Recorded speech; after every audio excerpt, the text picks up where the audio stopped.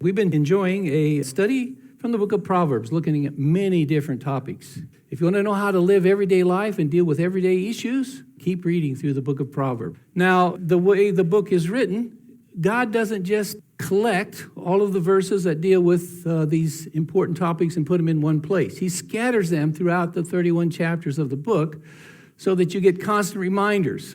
One good way to read the book of Proverbs is just choose a chapter a day.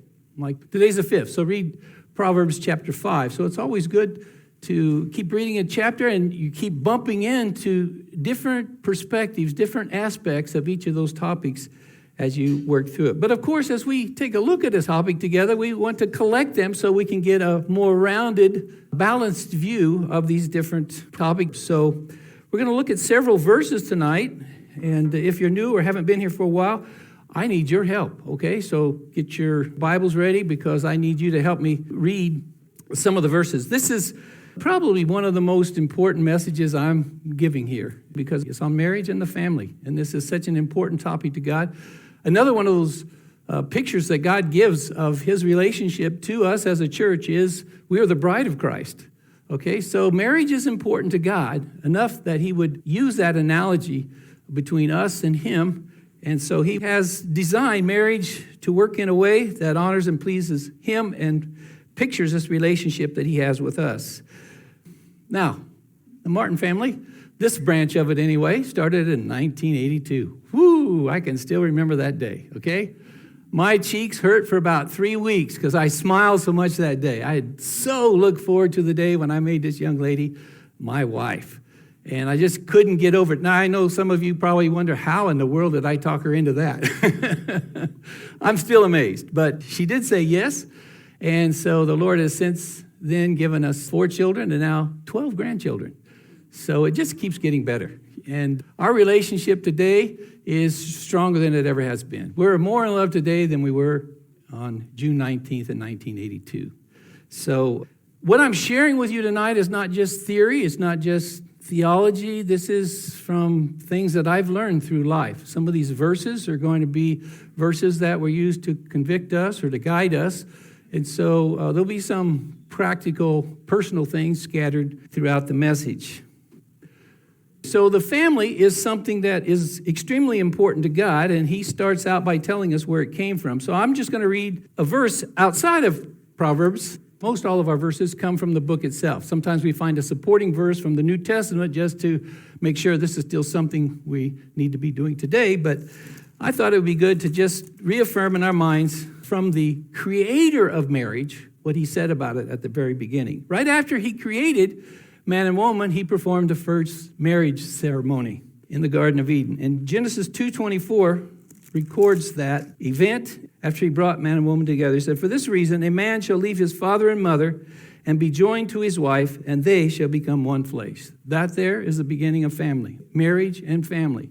So God is the one who designed it. It's not something that man came up with through trial and error over millions of years to look at an evolutionary time scale, but God is the one who gave it purpose right from the very beginning and told us that it was something to be honored.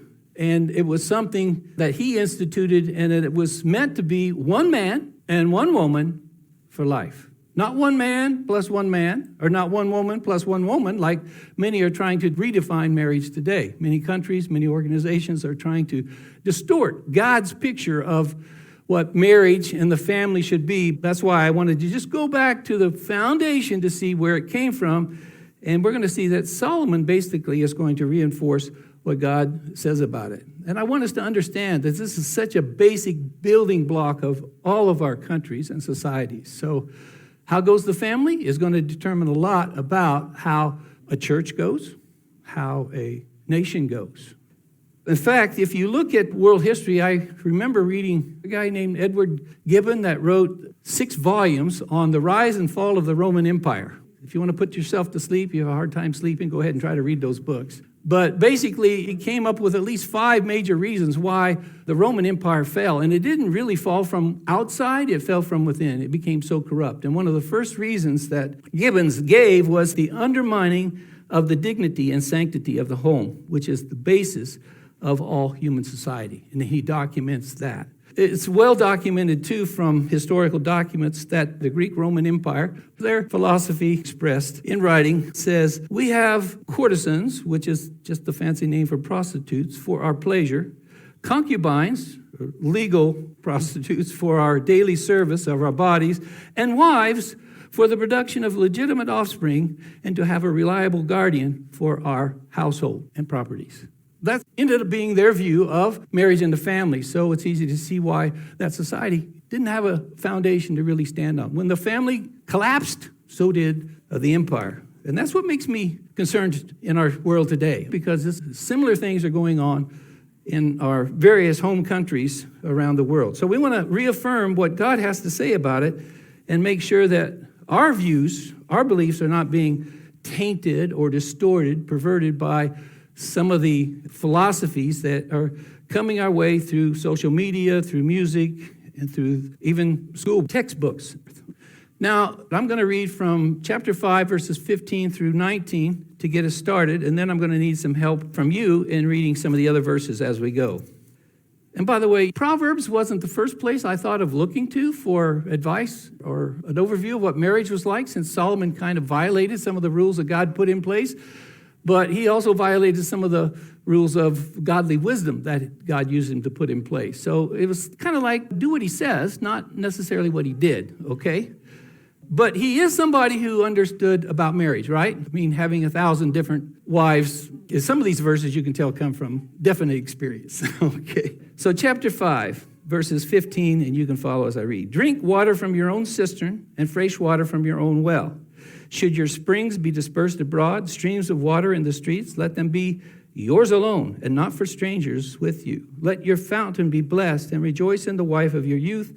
As a loving hind and a graceful doe, let her breasts satisfy you at all times. Now, I'm pulling out 3 different points in here that I think that Solomon is reaffirming about marriage. In verses 15 through 17, I think one of the main ideas that he's trying to get across is the idea of fidelity. You're to be faithful in marriage. That's the foundational block. When you make a covenant, and that's what it is. Marriage is a covenant. You are promising yourself to somebody else in front of who? It's part of the vows, isn't it? In most societies where you're vowing to be forever theirs, and you're witnessing before God and the witnesses that are present in that particular building as they watch you make these vows. So this is a covenant relationship, and God is a covenant-keeping God, and he expects you to keep that covenant that you made with your spouse. So fidelity is the thing. Now here it's talking more in physical intimacy terms, that you should be physically intimate only with your spouse, your wife or your husband, not outside marriage. Never is that okay. All right? So he's saying be faithful to your spouse. Someone has said the best defense against the wiles of seduction is for a faithful, passionate relationship with your spouse. And I think that's what these verses are picturing for us.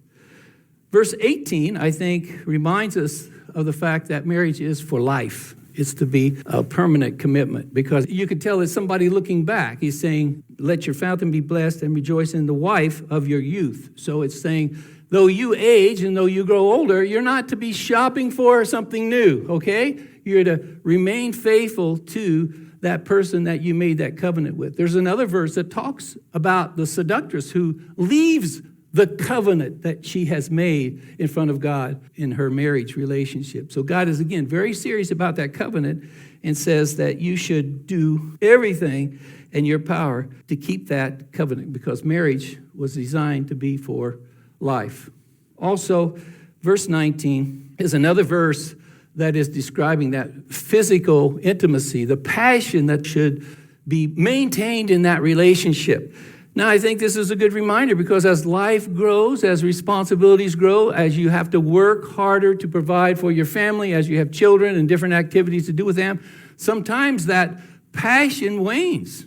But the Bible is saying here, what Solomon is saying, no, you need to keep that physical intimacy alive in your marriage, because that's the key to being faithful to one another, each of you meeting the physical needs of the other.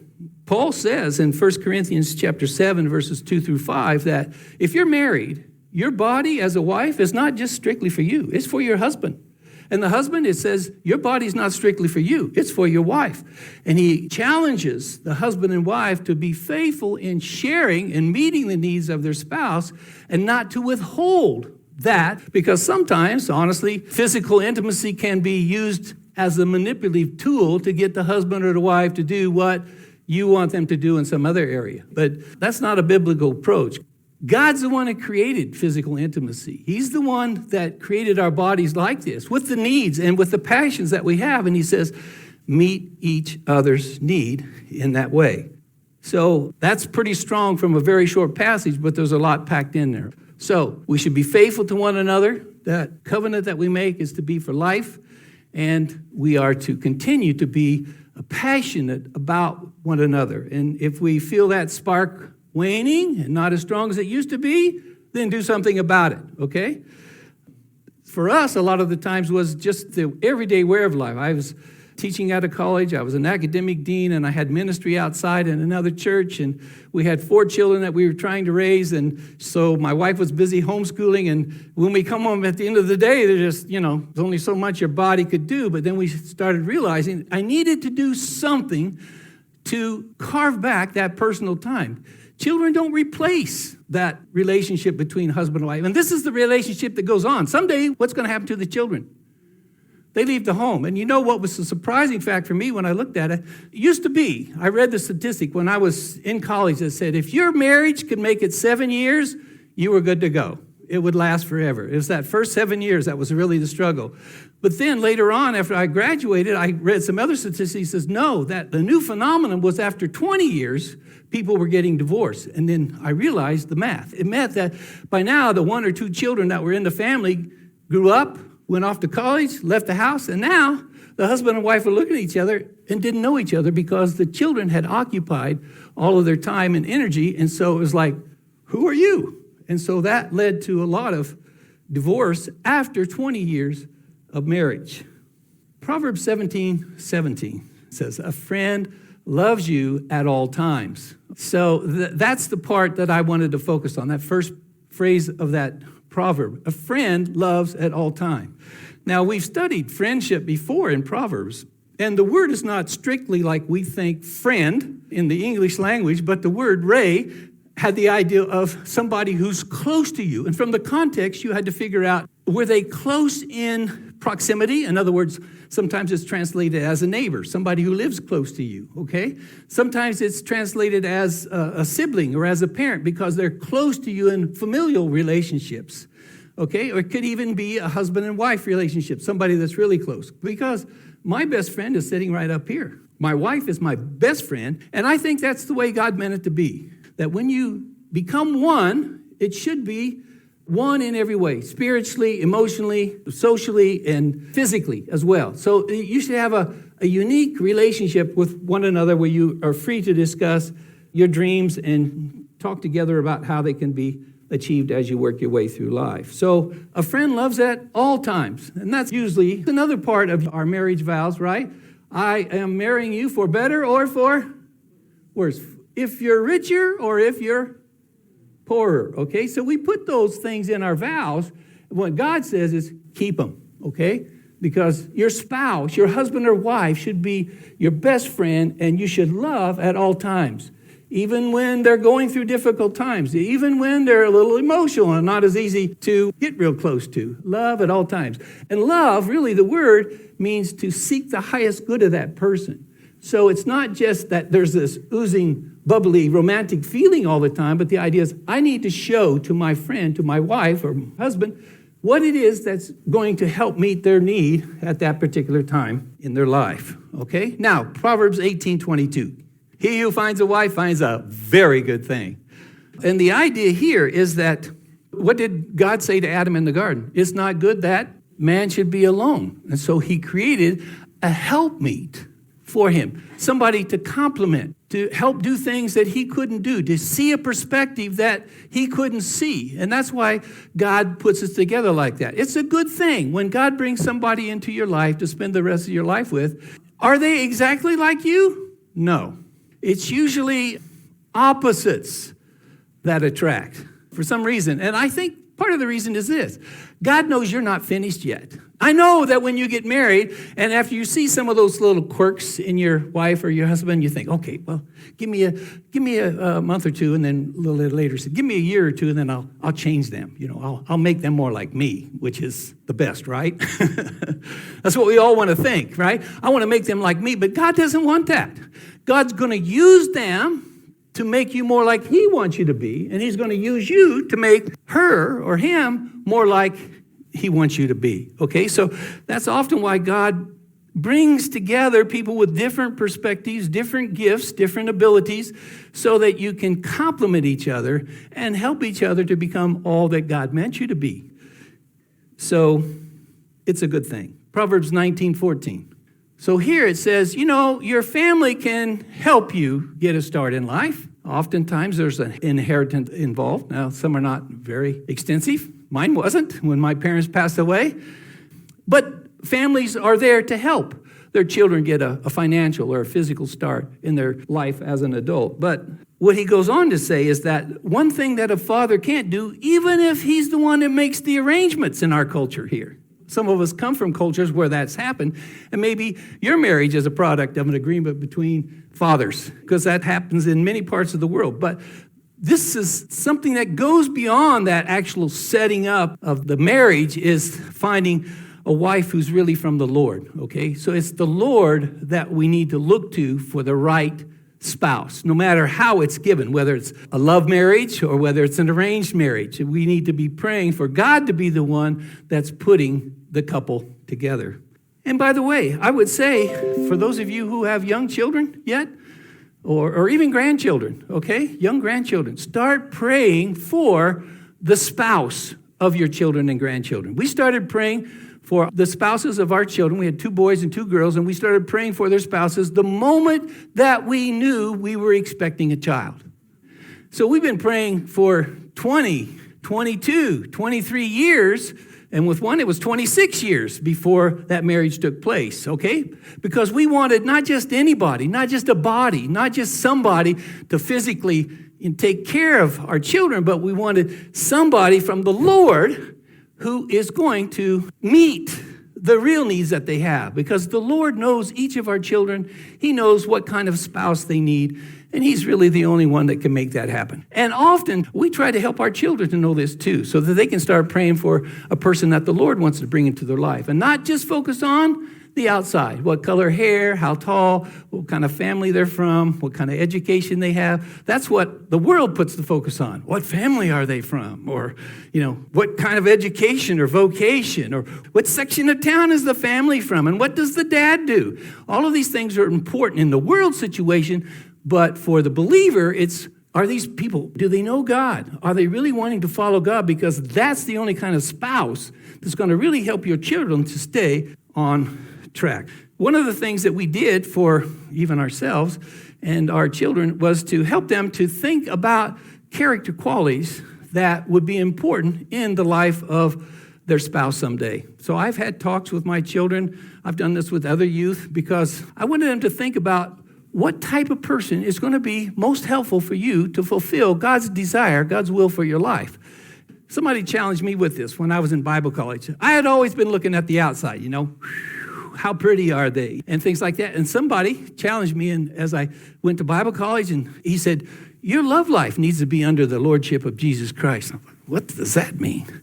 And then he shared with me, he says, what kind of a wife do you need that would help you to be all that God wants you to be? So we studied, we read through the book of Proverbs and looked at some of those character qualities, and so I wrote a list, and I put it in the front of my Bible. Somebody who's a believer, somebody who's a growing, consecrated believer, wants to serve God with their life, somebody who's diligent and not lazy, somebody who can control their tongue, somebody who can be submissive and respectful. I put this in the front of my Bible, and I prayed for it for 2 reasons. One is I thought, no matter where God sends me, this is the kind of woman that can help me achieve what God designed me to do. And the second reason why I prayed for it, I thought, if I find a woman like that, she's not going to want to marry me. I better really pray about this one. So I prayed, and God answered. And so this is what I used to decide who I would even consider for a serious relationship with, okay? And of course, I did meet somebody who checked all the boxes, and she still went with me, okay?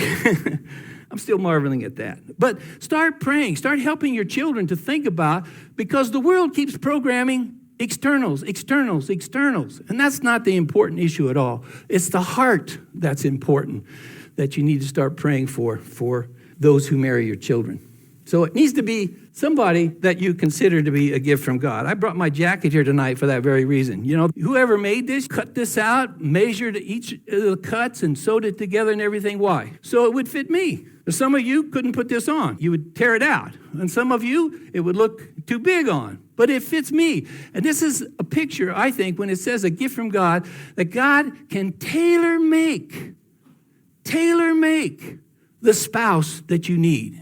And you need to be able to trust God to do that for yourself or for your children or for your grandchildren. But it's never too late to start praying for that to happen. Now, Proverbs 24, 3 and 4. So here we just have a basic picture of a house from beginning to end, where you kind of pencil it out, you start construction, and then you get everything kind of finished out on the inside, and then you start filling it up with the furniture and the things that you need to function as a family. And that's a picture, what he's saying, for not just a physical house, but it's a picture for a home, a family that is built on what? Wisdom. And we've studied that before to understand that wisdom, in the sense of the book of Proverbs, means that your home, your family, needs to be built on the principles from God's word. Wisdom is the ability to live skillfully, to live out life according to the principles that God has given us in this book that we have. It's applying truth to life. And our house needs to be founded on that. There's going to be many decisions that are way over our heads. We have to go to this book to get some direction on how to respond to each of those decisions. Now, marriage builder. By the way, too, this picture reminds me of another thing that we used to do to help build that intimacy and that connection again. Because we found that our days were so busy with different things. And then if we came to each other at the end of the day, I'd come home at 5:30, 6 o'clock, 7 o'clock sometimes, 7:30 sometimes, and I would just be exhausted. And then I would come and I thought, well, she's been busy all day with the kids, so it's my job to take over now and work with all the kids, carry out the discipline, help them with their homework and do all this stuff. So I started doing that. But I could tell something wasn't right, okay? It wasn't meeting the need that I thought it would. I thought I'd get a star or two, a pat on the back or something, my favorite meal, but it didn't happen. Not for that, because she said, David, I need you. I don't want to be alone now that you've come home. She says, I want us to connect. And then, ding, the light went off. So what we used to do every day was have 15 minutes of couch time, we called it, where when I came through the door, I talked to the kids. My word of discipline was, do not disturb us for the next 15 minutes, okay? Or there's consequences. So entertain yourself, read a book, play with toys, do whatever, but don't bother us. And what we found is that we got together every day for that 15 minutes. We could pull back the day and kind of relive it with each other and start then on a fresh page for the rest of the night. And then I could take over with the children, and she appreciated that part. But it was that connection that helped to strengthen our relationship, because during the day, we're torn in different ways. Okay, so here are some things that Proverbs talks about that would help us to build our relationship. Now, Proverbs 31, that's the last chapter, and we all know that's the virtuous woman who is mentioned there. So can somebody read these 3 or 4 verses here? An excellent wife, quick and kind, she is far more precious than jewels. The heart of her husband trusts in her, and he will have no lack of gain. She does him good, not harm, all the days of her life. And then verse 23, please. Her husband is known in the gates when he sits among the elders. So my point here is that to build your marriage, you both need to build your character. You want a better, stronger marriage? Be a better, stronger person. And develop on character. You don't have to be great at word processing or writing emails or whatever, but build your character. Because as you build your character, you're going to be building your marriage. You're going to be more patient. You're going to be more kind, more loving. And that's why this list that I carried around in my Bible, and I prayed for 2 years until God brought that person into my life. But they focused on character qualities, okay? Because the outside doesn't matter. That's going to change, right? We work harder every year to kind of stay as young looking as we can, but it all fades. Outward stuff fades. But the inner character can be a beauty that just gets deeper and richer and more blessing to the ones that you live with. So that virtue and that ability to self-sacrifice, if you read through verses 10 through the end of the chapter here, you'll find out how much that lady does for her husband and her family. And so in the end process is not that everybody knows her. No, my name is out there. Look at me. I'm the virtuous woman. No, she's satisfied when what? When her family's needs are met and when her husband's needs are met. She's been a true helpmeet. She's tried to help him to reach his dream. That's what the Bible presents as the goal in marriage, that they work together to achieve what God is calling them to do as a family. And so she's satisfied. She's enriched by her contribution to the family. 17:9. Whoever covers an offense seeks love. Okay, that's pretty short and sweet, isn't it? So it's basically saying we need to love and forgive. Forgiveness is a key word for marriage. If you're not willing to forgive, don't get married, okay? It's two sinners getting together. So you're going to have to learn to forgive often. And if you want to be forgiven, you need to be forgiving. That's why Paul said in Ephesians 4:32, be kind to one another, tenderhearted, forgiving one another, even as God for Christ's sake hath forgiven you. So we are to forgive as we have been forgiven. So how did Christ forgive you? Did he say, okay, forgive this, but this other thing, you've done it so many times, I'm not forgiving you. Is that how God deals with us? No matter how many times, it says, if you confess your sin, he is what? Faithful and just to forgive us, even if it's the 100th time. And love is what covers it up. Love is big enough to say, that's okay. I love you. I understand. 15:17. Better is a dinner of herbs where love is than a fattened ox and hatred with it. Now, what I just said here is, especially in our day and age today, the point here is to live within your means. It's better that you have a simple lifestyle and you have happiness, you have love, because you're not trying to be somebody you're not. Because when you try to live outside of your means, that's financial pressure. And so many marriages are destroyed today because of financial pressure. This credit debt is a killer. So learn to live within your means. God gives you what you need. May not be what you want, but he'll give you what you need, even if it means scaling back. Have you ever heard of that? Most people don't. They only think of scaling up and getting bigger and getting better or newer. God says, no, learn to live within your means. I know a guy, for the sake of his marriage and his family, he took a lower paying job, moved to another city just to be able to protect his family from some of the things that was potentially destroying his marriage and the family. And they learned to live on less because that's what made the family survive. And he was willing to make that personal sacrifice in career and do that for the sake of his family. Then back to Proverbs 31, the last couple of verses. Her children rise up and call her blessed. Her husband also, and he praises her. Many women have done excellently, but you surpass them all. Charm is deceitful and beauty is vain, but a woman who fears the Lord is to be praised. If you fear God, that's such an important quality. You'll be doing the right thing throughout your life. And my point here is what builds a marriage is when the other fully shows genuine appreciation for the small things even that the other one does for them, okay? The children recognize, and children don't usually pay attention, right, to how much sacrifice. You know, how many nights did you stay up when they were sick? They don't know, and they don't care, okay? But you know, right? Out of love, you did that. But when that is noticed and appreciated, then that is like, it fills their tank and lets them go the next 100 miles, okay? So genuine appreciation. And don't just say, oh, thank you for all the things you do for me. That does zero, okay? But when you notice the specific thing, oh, thank you for, and name that specific thing that your husband or wife did for you, for filling up the car or changing the tire or fixing the light or whatever it is that you notice somebody doing, give that genuine appreciation.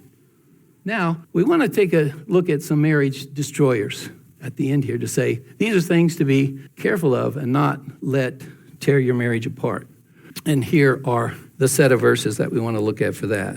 Proverbs 5:20, I'll read that. It says here in 5:20, for why should you, my son, be exhilarated with an adulteress and embrace the bosom of a stranger? some woman that you're not married to. So the idea here is that a lack of love or intimacy with your spouse. See, often the failure to have that close, passionate physical relationship and keep working to maintain a romance and intimacy in a marriage sends the other spouse looking for what he's not getting or what she's not getting in the home. So a lack of that often is what will destroy a marriage, like this. And Proverbs 30. Under 3 things the earth trembles, under 4 it cannot bear up. An unloved woman when she gets a husband, and a maidservant when she displaces her mistress. So here the writer is saying, these shake the world. This causes like an earthquake in our traditional social standing. When a woman who has been scorned, who has been hated, really is the word that's used in Proverbs, gets married. So we don't know, was she overlooked for a number of years and then became married, or was she never loved?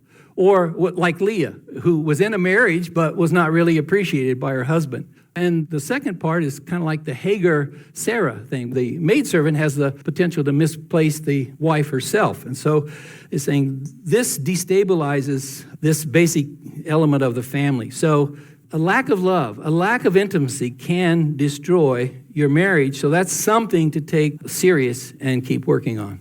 Proverbs 6:25 and 29 and 33. Do not desire her beauty in your heart, nor let her capture you with her eyelids. 25. 29. So is the one who goes into his neighbor's wife. Whoever touches her will not go unpunished. And 33. He will find wounds and disgrace, and his shame will not be removed. Wow. I want those verses to hit you hard, because what Satan likes to do is point out the beauty of someone and make that so attractive that you are starting to chase after something that is forbidden by God for you to do. And he paints it as if, enjoy for the moment. It's just you and it's just that person and nobody needs to know. Just enjoy. But Proverbs says, no. Your shame will never be wiped out.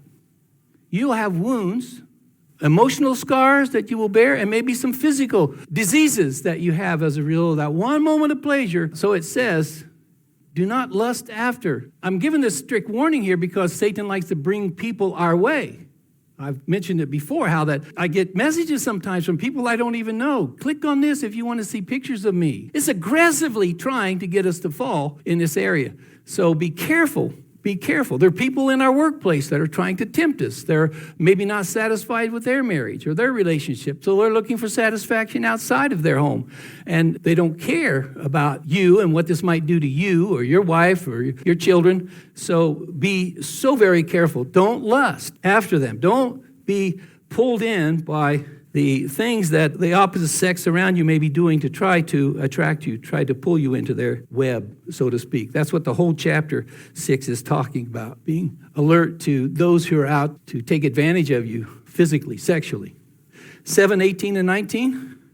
Come, let's live of love till morning. Let's enjoy ourselves in love. My husband is not at home. He has gone on a long journey. Okay, verse 20 says he's even taking a lot of money with him, so he's not going to be back for a long time. So here my point is just taking that picture and saying, this is something to be aware of as a husband and wife. Prolonged absences lead to temptations and problems, okay? When you're not there, when you're not physically there, when you work late, all of these things are setups from our enemy who wants to destroy us and our marriages and then our families. So she's obviously taking advantage of that fact. Hey, my husband's gone, so while the cat's away, let me play.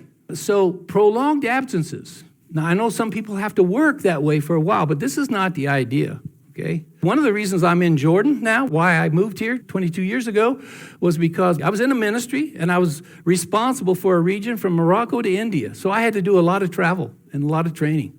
And finally, I realized this was taking a toll on our marriage that it couldn't take. This was causing me to not be close enough to my children. So I thought, I don't know where they are spiritually. I'm not spending enough time with them. I'm serving Jesus. I'm doing good things. But in the meantime, destroying my marriage and my family. So I talked to my leadership and they said, okay, we'll get you help. And it never did happen. Finally, I realized if I don't leave that place and physically come to a new place, I'm going to be destroyed. So that's why I didn't know anything but getting on the plane and coming here with 6 suitcases and saying, Lord, I don't know what you got for us here, but I know I can't stay where I'm at. So guide us. And he did. And I'm so thankful for that because today we enjoy a deeper marriage than ever before. 11:22.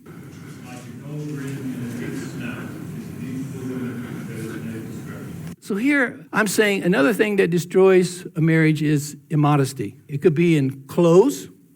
Some people like to shop and buy clothes that are a little short, a little tight, like to show off all the curves or the muscles, guys. And so when you're dressing, it's not just dress, but it's even your body language, okay? The way you look at somebody, or the way you linger, or the way that you walk.